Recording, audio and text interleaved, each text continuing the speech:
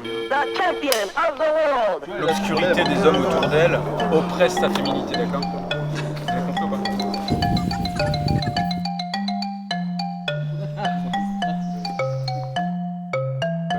Tu fais juste un peu plus épais le trait. Tu balayes du regard, tu balayes du regard. J'invoque la clé céleste!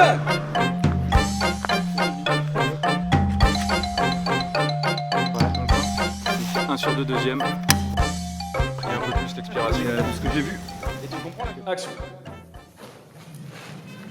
Une combattante kung-fu vient régler ses comptes avec un culte qui lui a fait du tort dans le passé. Voilà.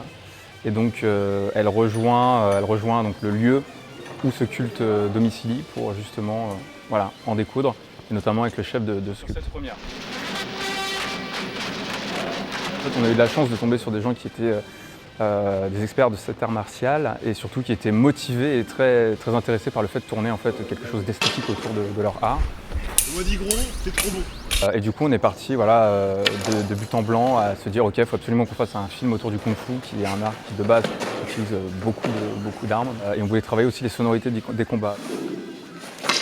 On est allé dans une abbaye en Picardie, enfin dans le Val d'Oise plus précisément, pour tourner ce qui n'est plus un film de samouraï, mais un film de kung-fu.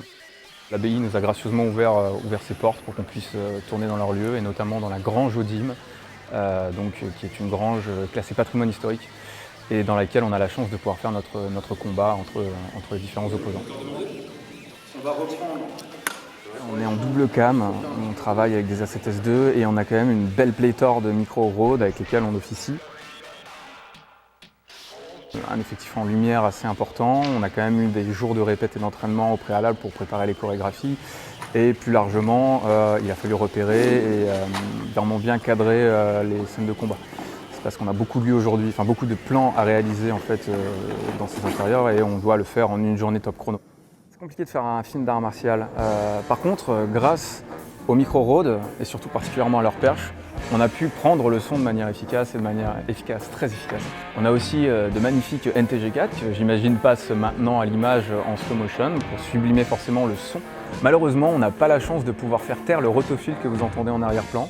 Ça, c'est quelque chose que n'a pas encore inventé Rode. Rode, si vous nous écoutez, on aimerait avoir un petit plugin ou un petit software qui nous permet d'enlever tous les arrière-plans un peu péjoratifs et négatifs qu'on pourrait avoir quand on tourne dans une abbaye, comme les rotophiles.